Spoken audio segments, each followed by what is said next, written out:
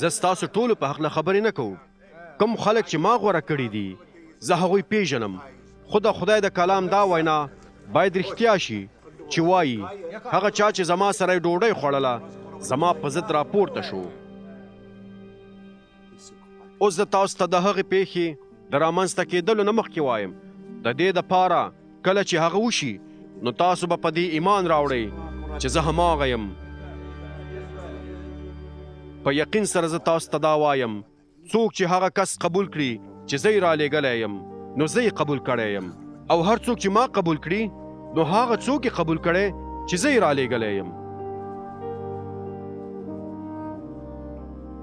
کله چې عیسی دا خبرې وکړې نو د هغه روح نارامه شو او په ښکاره یې وویل په یقین سره زه تاسو ته دا وایم چې په تاسو کې به یو کس زما سره خیانت وکړي. شاګردان یو بل ته وکتل او شکمن شول چې هغه د چا په حق خبرې کوي. په شاګردانو کې یو چې په عیسی باندې ډېر ګران و د هغه په څنګ کې ناست و. شمون پطرس هغه شاګرد ته اشاره وکړه او ورته ویل د عیسی نه پوښتنه وکړه چې هغه د چا په حق خبرې کوي. نو هغه شاګرد عیسی ته ورنږدې شو او پوښتنه یې ترې وکړه استاذه هغه څوک دی؟ عیسی ځواب ورکړ دا هغه سړی دی چې زه لږه ډوډۍ په کاسه کې لمدوم او ورته یې ورکوم. نو هغه لږه ډوډۍ په کاسه کې لمده کړه او د شمون اسخریوطي زوی یهودا ته یې ورکړه.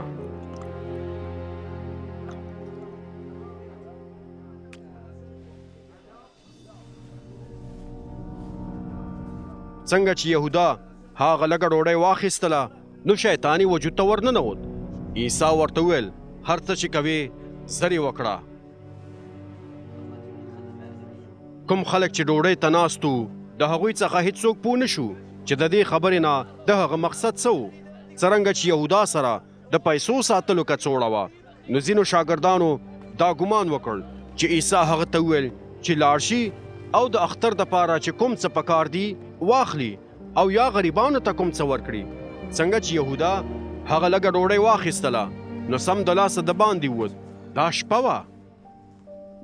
کله چې یهودا لاړ نو عیسی وویل اوس به د خدای زوی جلال عمومي او د هغه په وسیله به خدای جلال مومي. څرنګه چې خدای د هغه په وسیله جلال مومي نو خدای به پخپله هم هغه ته جلال ورکړي او ډېر زر به ورته جلال ورکړي. زما بچیانو زه به د لږ نور وخت دپاره ستاسو سره یم، بیا به ما پسې ګرځئ او پیدا کولی به مې نه شئ.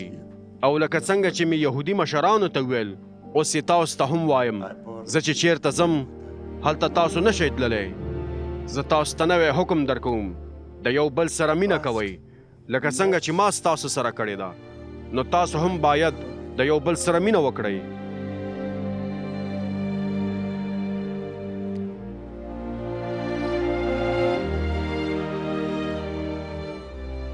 که تاسو د یو بل سره مینه ولرئ نو بیا به ټول په دې پوه شي چې تاسو زما شاګردان یئ. شمون پطرس د هغه نه پوښتنه وکړه استاذه ته چیرته ځې؟ عیسی ځواب ورکړ زه چې کوم ځای ته ځم ته اوس هلته ما پسې نشې راتللی خو وروسته به راشې. پطرس وویل استاذه اوس درپسې ولې نشم درتلی؟